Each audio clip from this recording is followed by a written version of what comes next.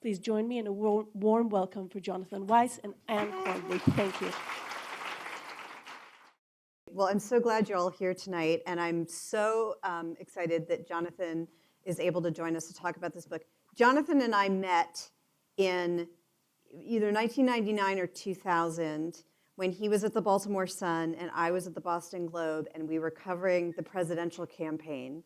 It was a lifetime ago for us as people, and I think all the more so for politics in this country. It's hard to believe. But I was thinking, as I was thinking about coming to talk to you tonight, about when George W. Bush was running for president and what Jewish America had to say about him and thought about him. And he took a trip to Israel where I remember he flew a helicopter over the country and he couldn't believe how small it was. And I remember at the time thinking, wow, he doesn't know much about the region. He was learning a lot then.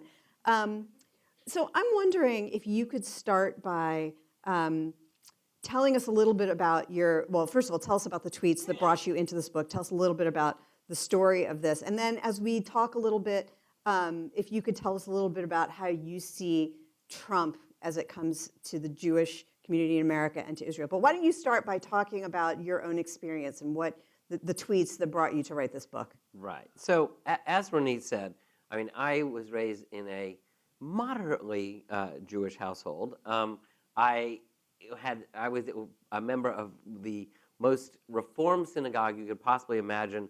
They called it the Church on Peachtree Street. We had a great ark. It's this electric ark. It was gilt, and it kind of came down, and the lights went on to illuminate the Torah. And then we actually had a Christian choir that was behind a curtain, so it sounded very angelic. And my point is, I wasn't very Jewish. I wasn't very Jewish identified at all. And I was editing politics. It was 2016. It was May, and Robert Kagan, who is a Brookings Institution scholar, a Republican, was also a columnist at the Washington Post, had written. Ann and I actually also covered the Obama campaign together at the Post. He had written a column, "This is how fascism comes to America." And I took a piece of it, as I was wont to do. Took the link, put it out on Twitter, sent it out. Nope, didn't think anything of it. And I got a notification back, as they say in Twitter, that it just said, "Hello, Weisman." It was from Cybertrump. Cybertrump said, "Hello, Weisman." But, well, the Weisman was in 3 parentheses. Now, I had never seen this notation before. Like that. That thing right there, yeah. I had never seen these notations before, but I kind of intuited, hey, I never really thought that very much about it, but my name's pretty Jewish. This must have something to do with the Jewishness of my name. And so I sent him back a note saying, "Care to explain?" And then he sent back something that said, "What ho the vaunted Ashkenazi intelligence? I am belling the cat for my fellow Goyim." And then once the cat was belled, which I didn't know anything about this, there was just this onslaught of anti-Semitic attacks. And this ugly imagery, which I'll show you in a second. And it was just a deluge, which stunned me. And unbeknownst to me, on Google, there was a Google plugin called the coincidence indicator. In fact, you can still get it, but you can't get it from Google anymore.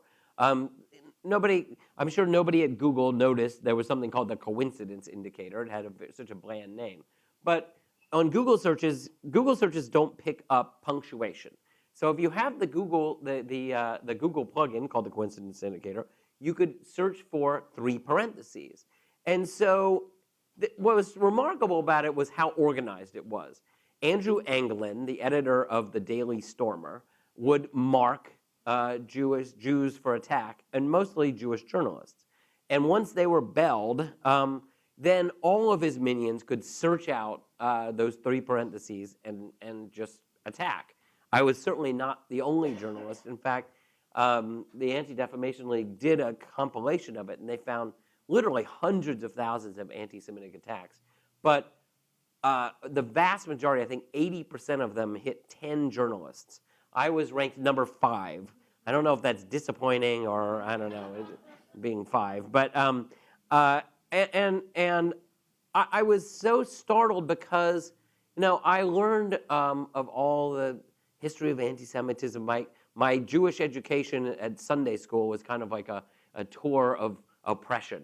And and as I learned about all of the anti-Semitic tropes of Jews as rapacious bankers, and at the same time Jews as leftist Marxists, Jews as sniveling cowards, and at the same time Jews as the all-powerful puppet master, it always didn't make any sense to me, and it always seemed like something of the past. And to see all of that kind of imagery flood my, at first it was all in Twitter, then it started spilling into emails and then voicemails, and it just went on and on and on.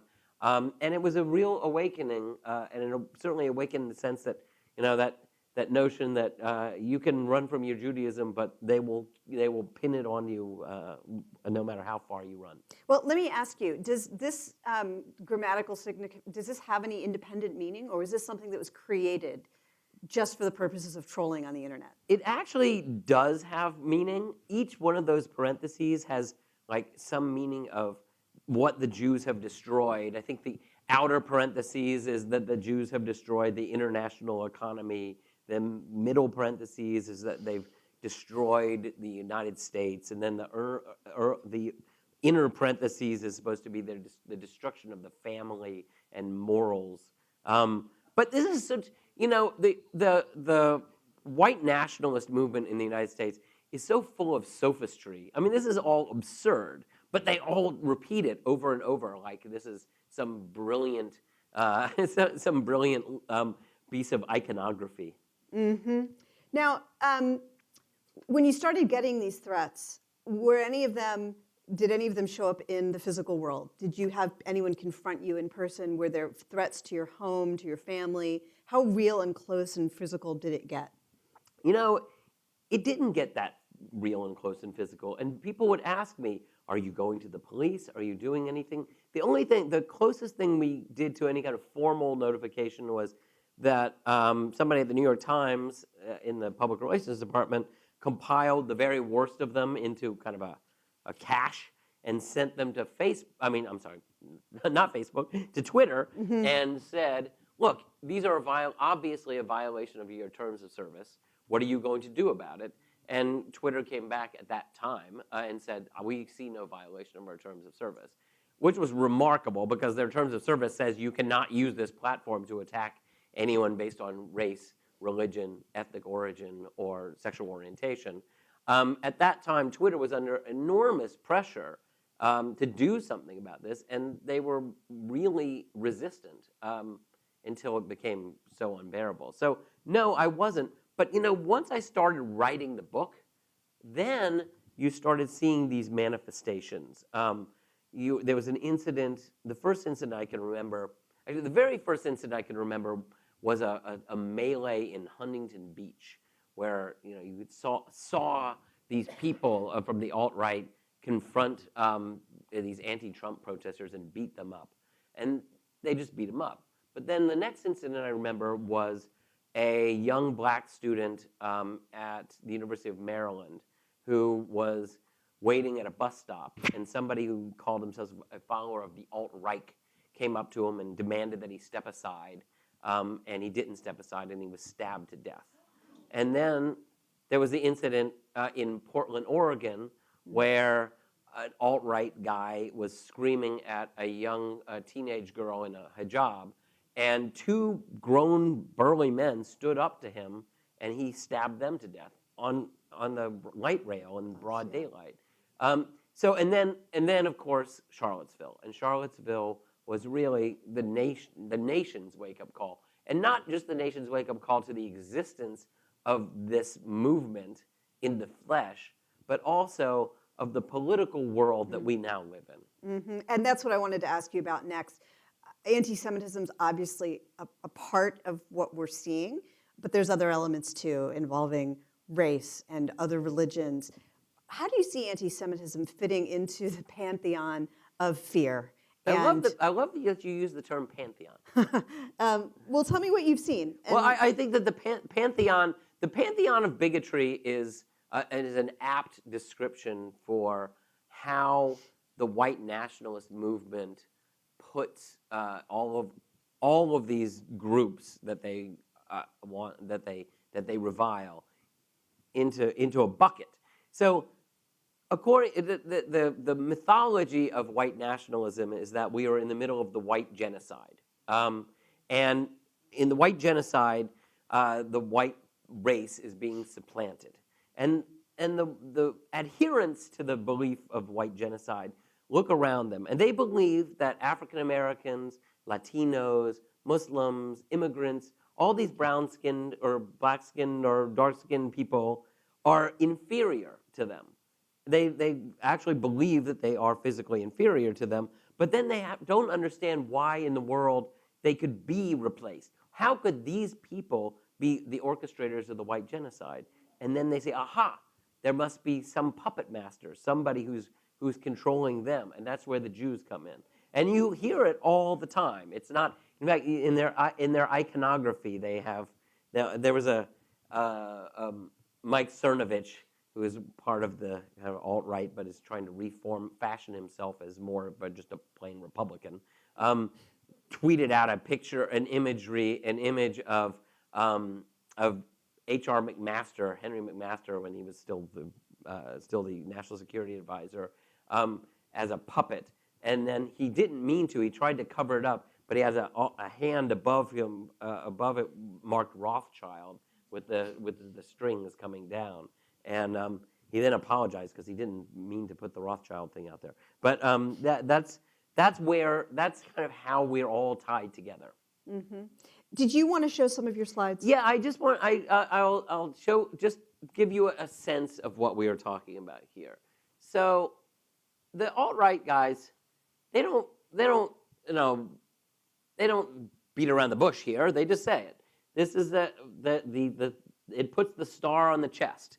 So the parentheses, the echoes, are the new version of the Star of David on the yellow Star of David. Can you, for people who may not be as deep into politics, explain what the alt-right is and how it's different from just the right? That's a good question, because actually it goes to one of my kind of wake-up calls here.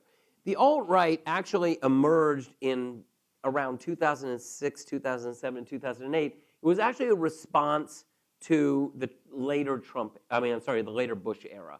It was alt-right, meaning alternative right, because it was a group of people, men, obviously, men, who they were recoiling from Bush adventurism. They hated the Iraq War. They hated the Afghanistan War. They hated, the whole Bush ethos of the United States as the global policeman. They saw Jewish fingerprints on the Iraq War in Paul Wolfowitz or Richard Pearl or Doug Feith, and of course, there were obviously Jews in the Bush administration. They didn't talk about Colin Powell or Condoleezza Rice or Dick Cheney. They just seized on the Jews in the administration, and then came the collapse of the financial system, and that really stoked him up about the nefarious Jewish influence. And so the alt-right, the alternative right, was a term that was coined by Richard Spencer in 2008. And we didn't really, the Jewish community and really actually the political community, didn't really even notice that they existed for another 8 years. Really, it wasn't until the Bush campaign of the Trump campaign of 2016 that we even noticed this, which is another story. But yeah, that is what, so the alt-right was actually coined by anti-Bush conservatives, really. Oh, so this, I put these two in because, Twitter has resolutely maintained that they want people to be able to be anonymous. And they have an argument. Their argument is, how's the Arab Spring going to use our platform? How are oppressed organizations or people going to organize unless we allow them anonymity? But anonymity does allow somebody like Daryl Lampshade to tell me that the Jews are always oppressed, and the Jews have always been kicked out of all their countries. So why isn't it the Jews' fault? And this is a question that I got a lot. Jewish oppression actually is proof of that Jews deserved oppression. How could one group be so oppressed for so long unless they had brought it on themselves? I include Ari Goldberg there because I can probably assure you that that was not his real name. This slide actually, this meme was one of the ones that really first took me aback because remember, this is during the Trump campaign, and the Trump iconography was so part and parcel to this onslaught. This is obviously the famous gates into Auschwitz, rendered "Machen America Great." This is a picture of, well, obviously it's not a picture of, but this is Julia Yaffe. Julia Yaffe was then a freelance journalist. She now works for The Atlantic. She had written a profile of Melania Trump. It wasn't even that negative a profile, but she went to Slovenia and looked at Melania's background, and Melania herself decreed that this was an invasion of her space, of her privacy. And because Melania spoke out against Julia, the alt-right came after her with guns blazing like this. Here's another picture of Julia.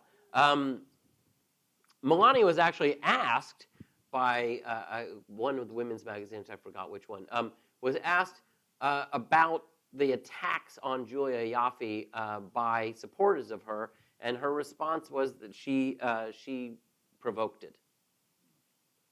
This is Bethenny Mandel.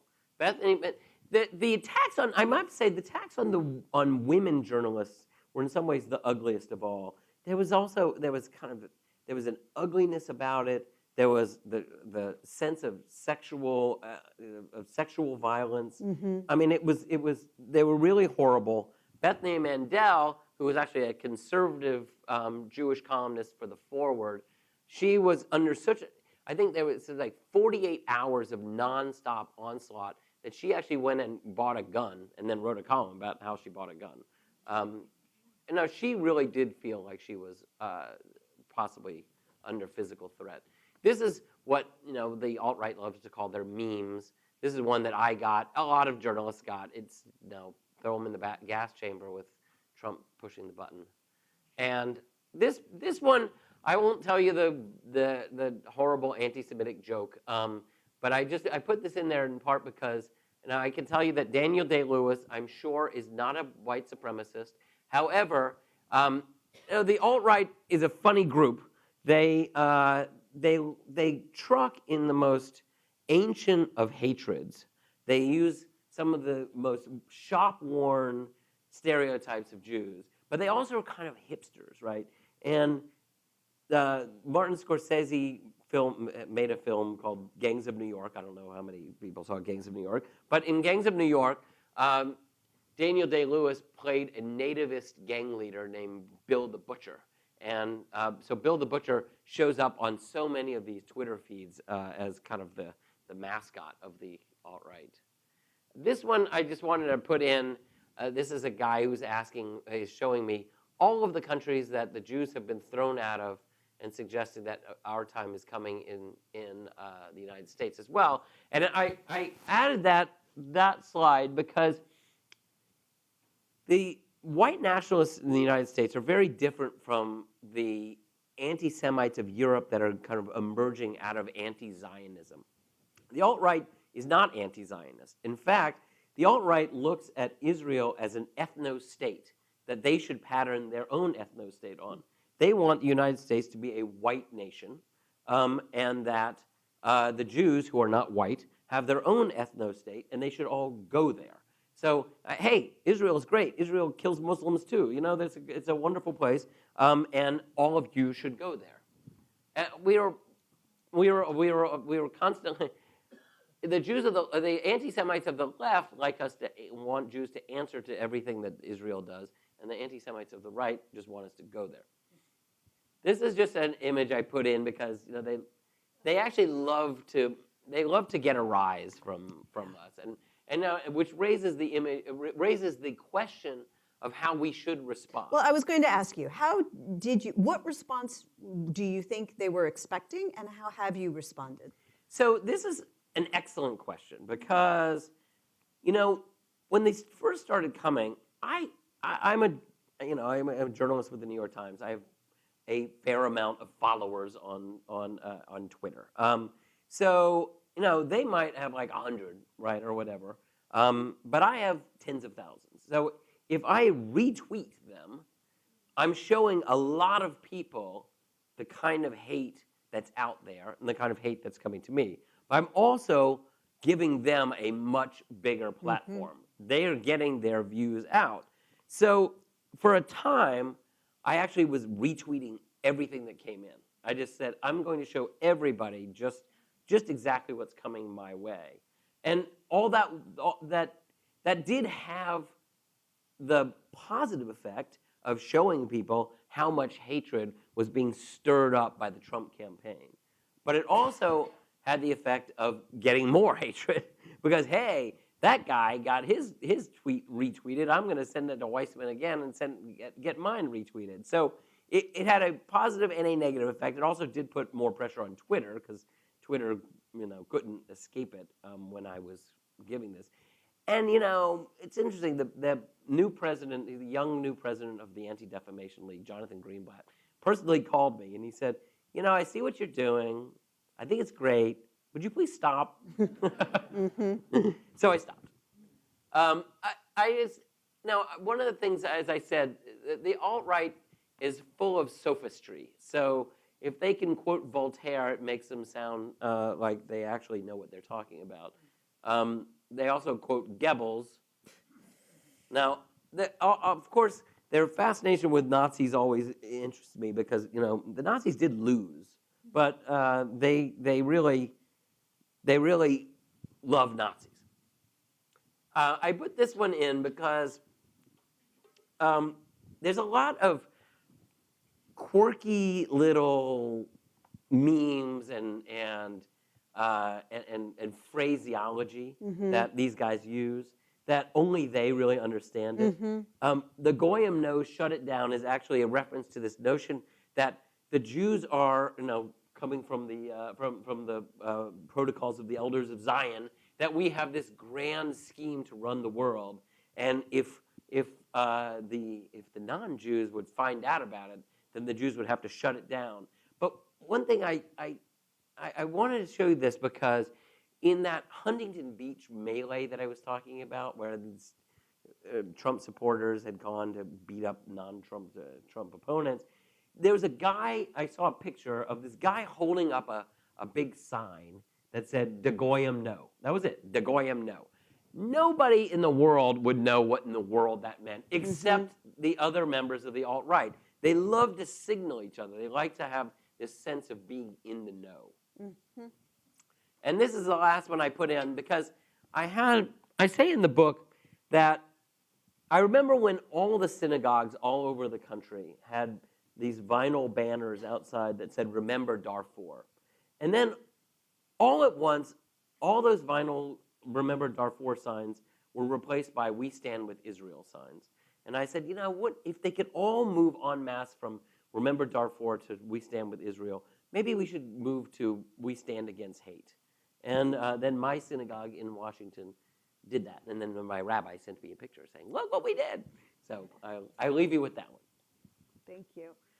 In a few minutes, I'll open this up to questions from the audience, so start thinking, please, and we'll raise hands. But first, I want to ask you, we've been talking about the alt-right, sort of the underground anti-Semitic movement, but I want to ask you about the official Washington and what role Trump himself, the Trump administration, the Trump campaign has played, and why now? There's been divisive, polarized politics as long as I've been covering it. What is it about this moment, and how much of it has to do with the president himself? Well, I say flat out in this book that Donald Trump ran the most anti-Semitic campaign of any president in modern history. And I do also say I don't know if he knows it, but he did. I mean, his final advertisement of the campaign talked about the global interests taking over this country as they have images of Janet Yellen and George Soros and the chairman of Goldman Sachs over. And I mean, this was also a campaign in which they went and they put that. Remember that image of Hillary Clinton in front of a Jewish star with piles of money underneath, and they said, "Oh, that wasn't a Star of David. That was a sheriff's star." Well, that's nonsense because we know where that imagery comes from. We know that Dan Scavino, Donald Trump's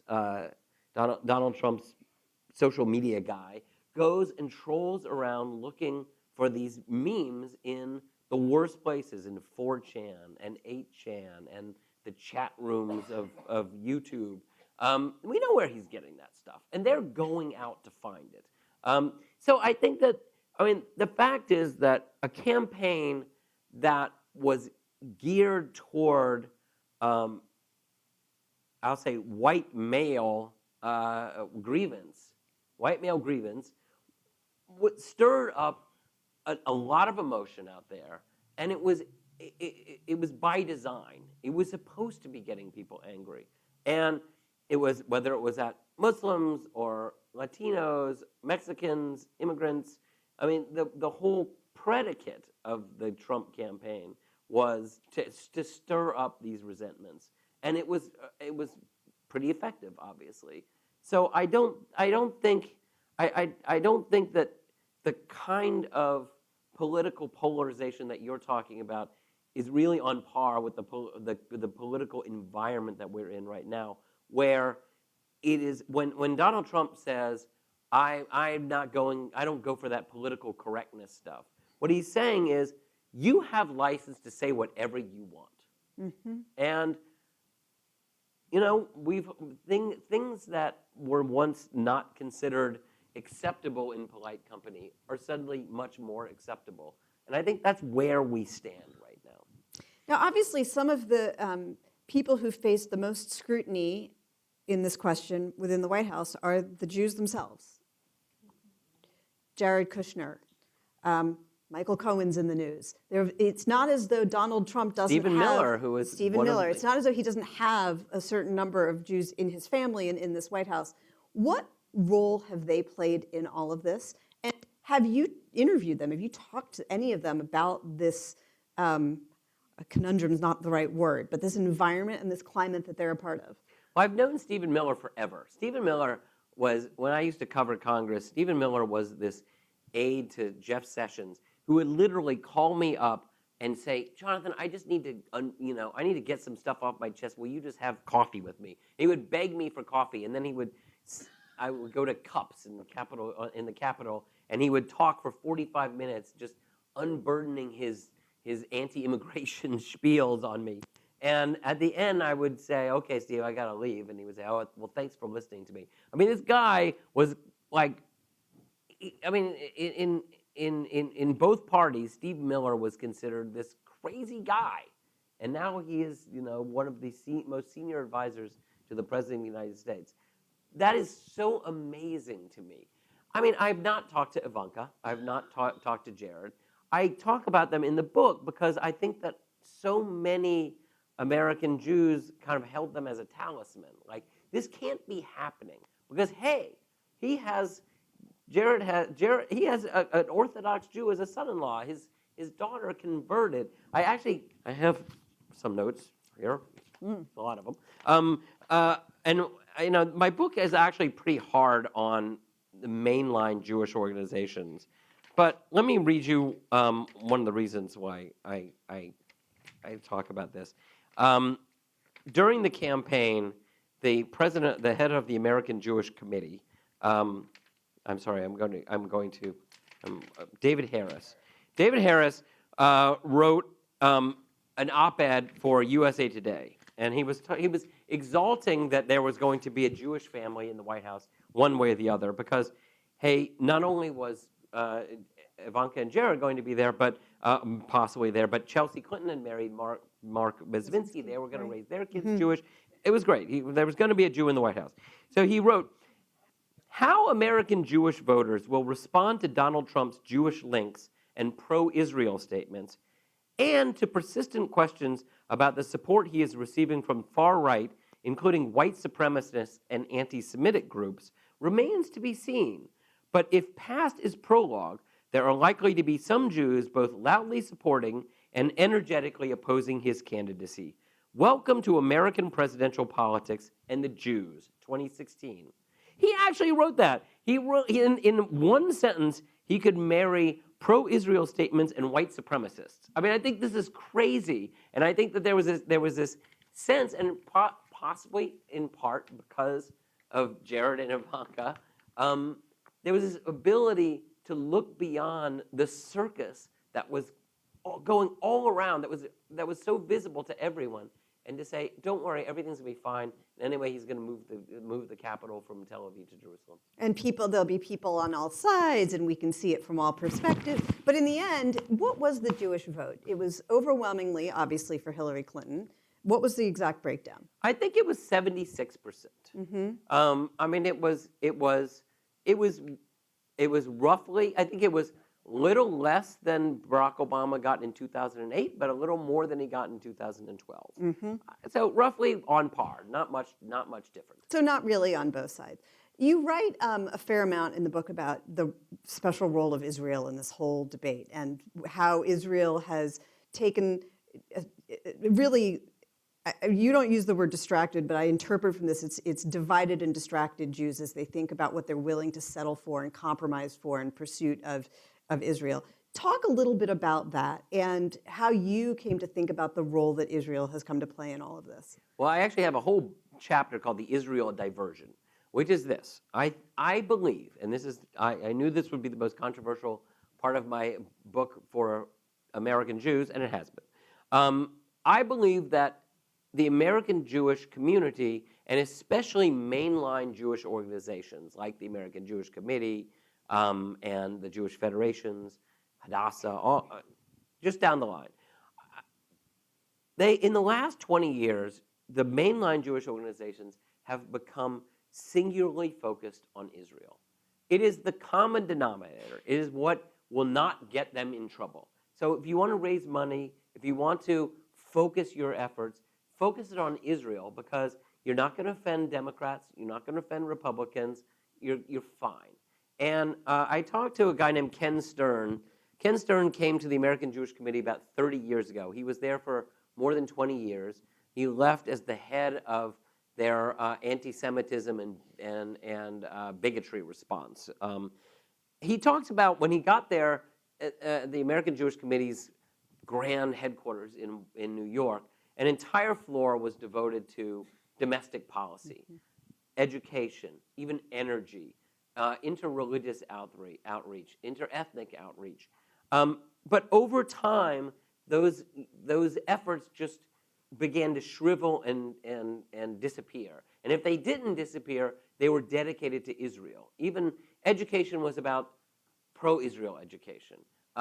Interethnic outreach was actually about keeping new voting blocks like Hispanics on the side of Israel. Even energy security became about Israeli energy security. And how is it that a movement dedicated to bigotry with anti-Semitism as one of its fundamental features could not be noticed for 8 years? I think it was not noticed because the Jewish organizations that should have been noticing it were only arguing about Israel. I mean, in this country we have J Street, we have AIPAC. We have the New Israel Fund, we have the American Jewish Committee. They all sit and argue. You can take a left-wing position or right-wing position, a centrist position, but you're all going to be arguing about Israel. And we've lost sight of what's actually happening in our own country. And that's what worries me. With that, why don't we see if anyone has questions here? And I may repeat questions. We don't have a mic, but I'll repeat if it's not loud enough here. Sir here in the white shirt, or gray shirt. Beige shirt, yeah, okay. I'd be curious to know let me back up. My sense of your attitude and your connection to Judaism before all of this started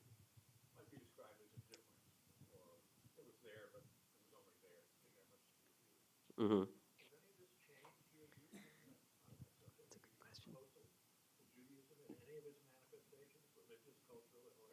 Should I repeat the question? Okay, he asked, his impression was that my attitude toward Judaism was somewhat indifferent before all of this. And the question was whether or not my attitudes have changed through all of this. And I will tell you, absolutely, they absolutely have. You know, my Judaism was observed through guilt. Like, you know, I would take my kids to the High Holy Day services at Georgetown University, was what it was called the island of the misfit Jews who didn't have their own congregations. And Christmas time would roll around, and I would just be overwhelmed by guilt about the whole thing. But that was basically it. And then, you know, when this all happened, part of the thing I struggled with was how to respond. And I remember talking to, does everyone know what happened with in Whitefish, Montana? So I talked to the rabbi in Whitefish, Montana, about how the Whitefish Jewish community should have or could have responded to the attacks on it, which was, I mean, an entire Jewish community which was under attack from the white nationalist right.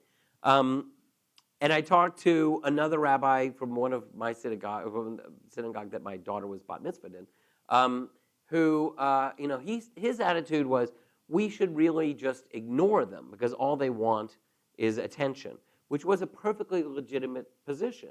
And then I remember having lunch with Rabbi Daniel Zemel, and I was having lunch with him, and of course, we being Jews, our lunch was 3 hours long. But I remember talking to him about what the proper response was, and he said, "Look to the Torah." He said, Jews. He said, the Torah will tell you that when a Jew finds injustice, the Jew must stand up to injustice. And I remember when he told me this, what shocked me, it was a shocking response because he was actually looking to the religion itself. And it shocked me that it never occurred to me to do the same thing. That I realized how I was looking for strategy and tactics, and I never bothered to actually think about spiritual or religious questions. And it struck with me so much. And yes, I am a more observant Jew. I'm not obviously an Orthodox Jew, but I am definitely much more connected. And I actually go to synagogue. So yes. And we do have a microphone now, so who else has a question? We'll bring you a mic so everyone can hear. Maybe Renee can.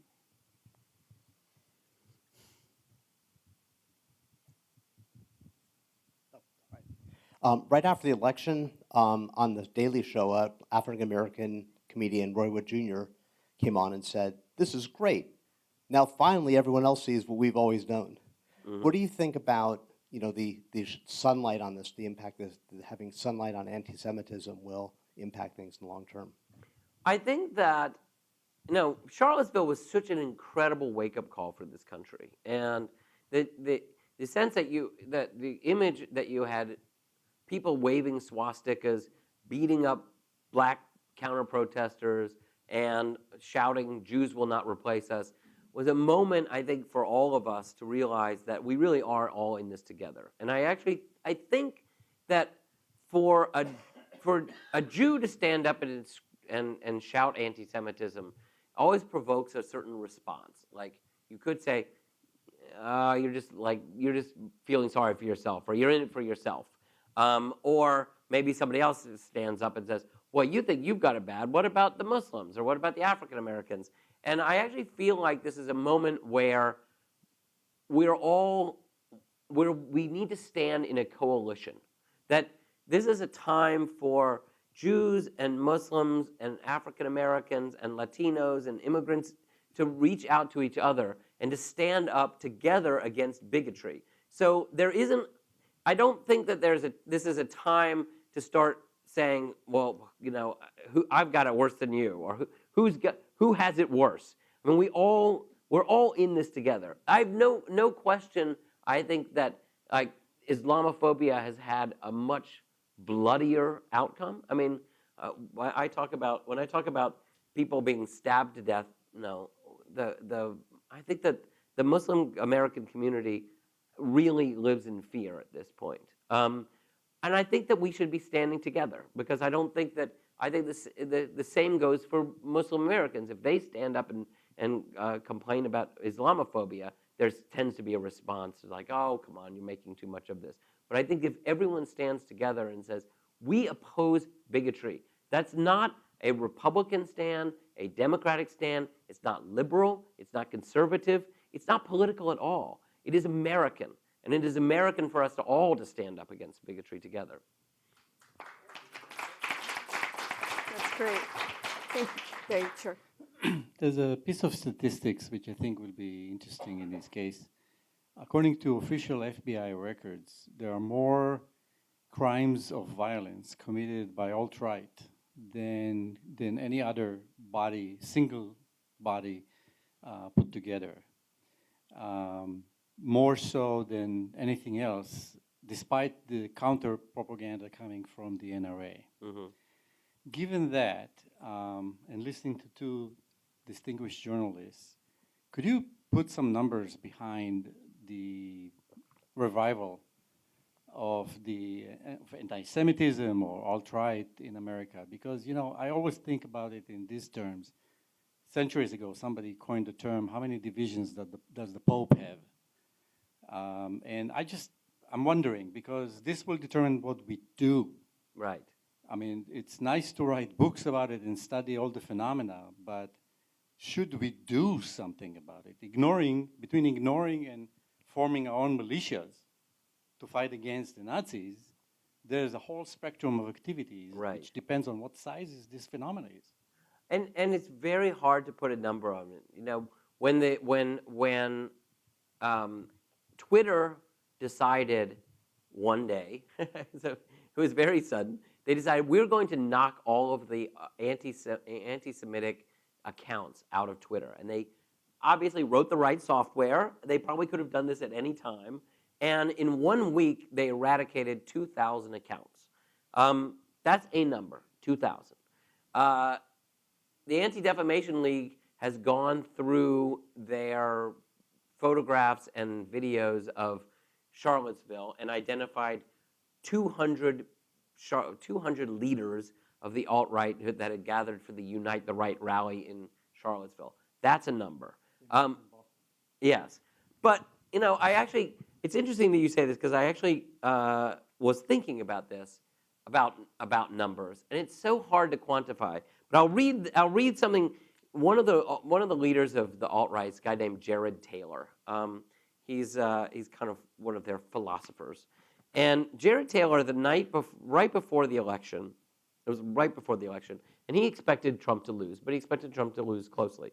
And he wrote this sentence. He said, 60 million Americans, about all of them white, will vote for Mr. Trump, despite the most ferocious campaign of hatred ever waged against anyone in this country. That means that there are still 60 million who are not sheep. If we can reach some of those 60 million, we can salvage something from the wreckage of what could have been a great nation. His number is 60 million. His number is the number of people voting for Trump. Obviously, that is not the the number of adherents to the alt-right. Everyone who voted for Donald Trump is not a bigot, but that sense that there is a larger body of disaffected white people, there is something to that. Now, I will say that it's very hard to put a number on this, but I just want everyone to think about the rise of the alt-right and white nationalism in this country as part of an international phenomenon. I mean, Poland just passed a law making it illegal for anyone to suggest that a Pole had anything to do with the Holocaust. The white nationalists just took a plurality of seats in the Italian parliament. The Golden Dawn in Greece is one of the strongest political movements in that country. Viktor Orban just won re-election by overwhelming margins by running a campaign against George Soros. Viktor Orban can put 100,000 fascists on the streets of Budapest in a weekend. And Marine Le Pen was just the runner-up to the French election. So I think that we can't be alarmist about what's happening in this country, but I think we can recognize that this brand of white nationalism is a virus that is moving around the world, from the Philippines to Budapest to Paris and to Washington. And we cannot be too vigilant at this stage. There's a woman in the back who has the microphone, and then there's a woman in the front row after that. And then you also, yeah. Thank you for coming. We have an 8-year-old and a 10-year-old. And leading up to the election, we were at a Jewish family camp, actually, and our kids were playing with another kid. And when we came back from camp, we overheard our kids talking to a friend saying that if Trump wins the election, this was before the election, that he's going to kill the Jews. So that was one comment that our kids made that we had to then correct, and we actually used Ivanka and Jared as evidence to how that would never happen, as we were concerned ourselves. Right. And then secondly, right after Charlottesville, we were away for the summer. We were driving in our car, and we had been out of cell phone and radio contact, so we were eagerly listening to the news, and our kids were in the back seat. I think they were watching like a movie on the DVD, so we were listening to NPR, and all of a sudden the chanting of Charlottesville was playing, and the Jews will not replace us. And little did I know that our daughter, I guess, had taken off her headphones and said, what did they say? And then I said, oh, they're just angry guys, and they're saying, you will not replace us. I kind of flubbed it. And I just wonder, given kind of what our children are being exposed to and just the evening news, and whether they hear it in our home or they're hearing it from other kids, kind of what level of education should we be giving our kids, exposure, how much fear should we be hiding, and if you've considered kind of what the next generation that's coming is going to get as a gift from this generation. As I said, I don't want to be alarmist, but I do want to say one. I'm glad you brought this up, because one of the things that really worries me, I get a lot of people ask me, well, is it really that there's more anti-Semitism and more bigotry now, or is it just that we see it because of the internet? And it's difficult for me to say one way or the other. However, I will tell you this. One of the origins, not the origins of the alt-right, but one of the origins of the alt-right's tactics actually comes from Gamergate. Does anyone know what Gamergate is? So let me explain quickly what Gamergate is.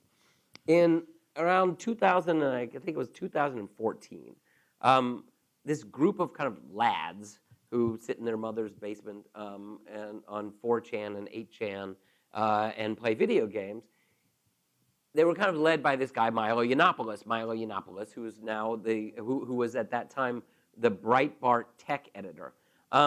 They decided that a small group of women video game designers should be destroyed.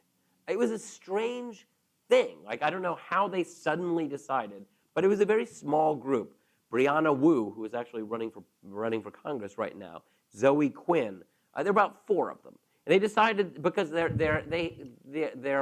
crime was that they were designing video games for women, video games that did not include running over prostitutes for points or mowing down anybody with machine guns.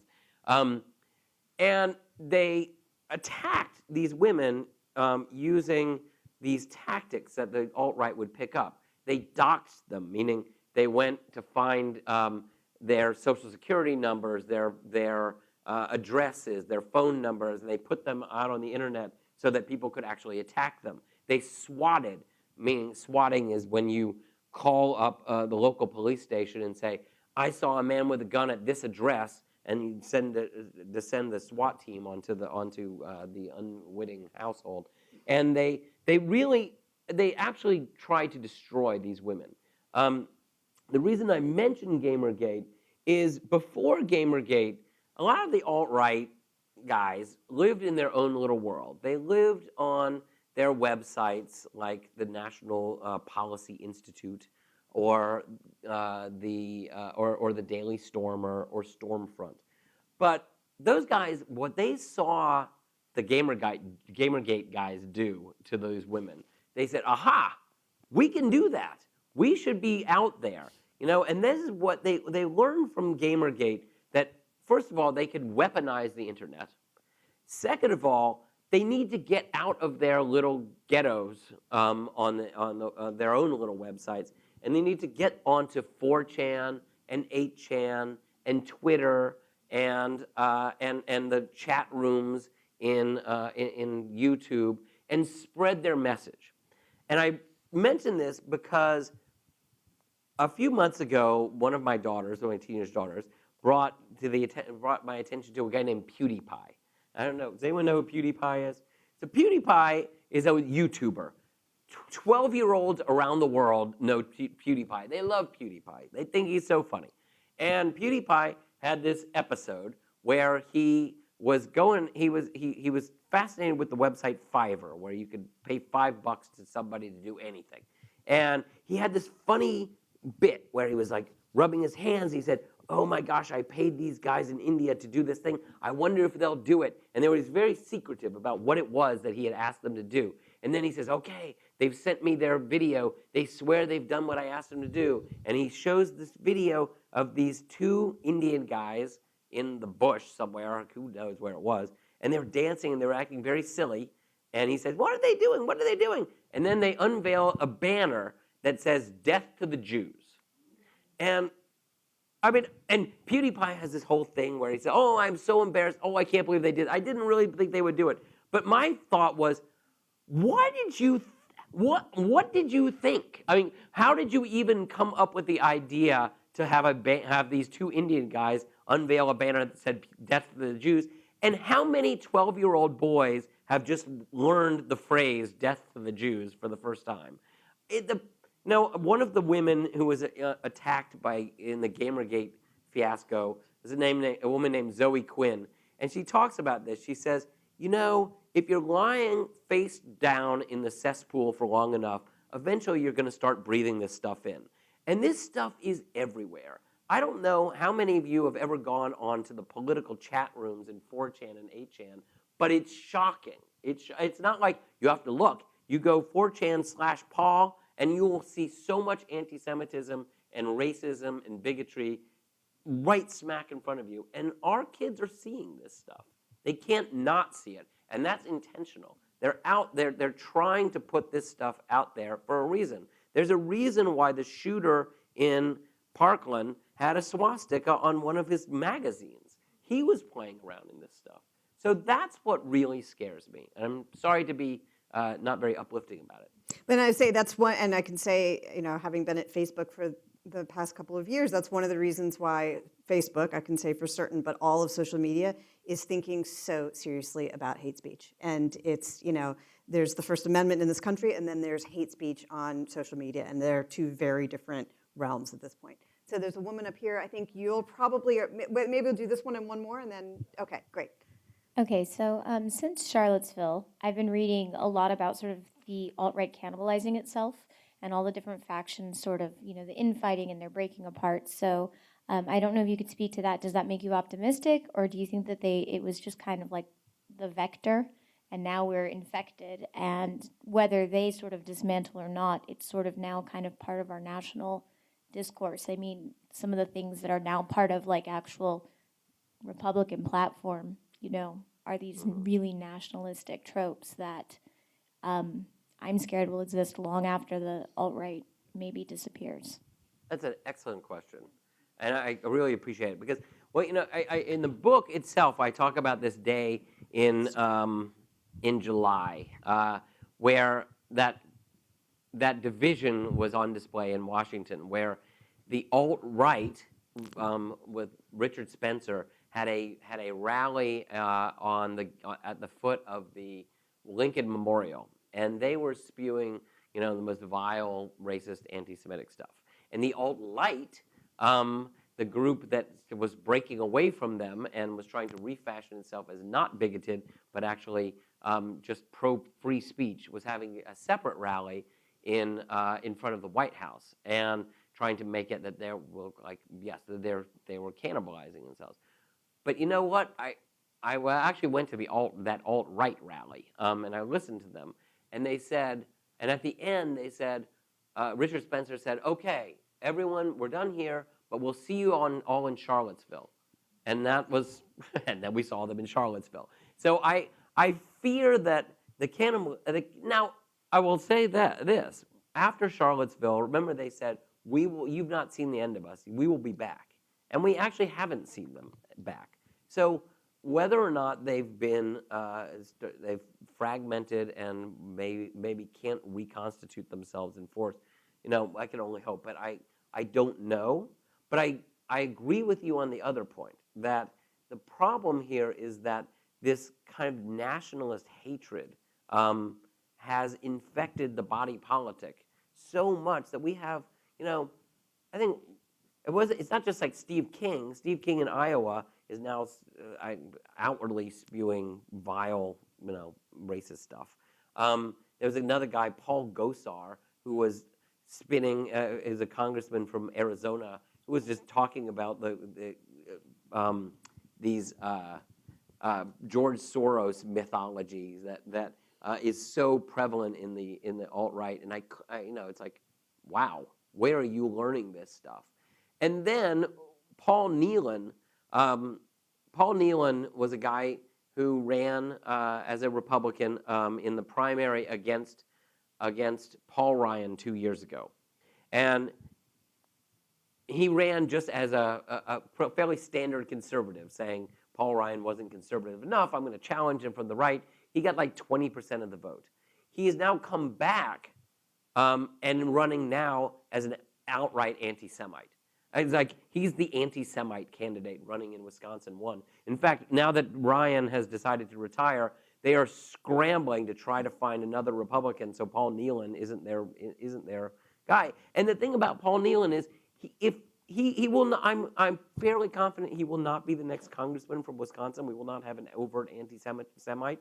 But because he decided to do this, because he decided to embrace the alt-right and be the candidate of the alt-right, he now has a national following. He might not have a following in the 1st Congressional District of Wisconsin, but he's now become a huge figure in this world. So the alt-right may not, may be atomizing, but it certainly still has its adherents. And I'm afraid that it still is spreading its doctrine. Let's just very quickly, well, you know what, we're quite over. Let's do a really quick last one, and you get a minute to answer, John. Thank you. Okay. Earlier you said we should all get together and unite with other areas and so forth. What 1, 2, or 3 ways can we start to do that? I think that there's, in your opinion.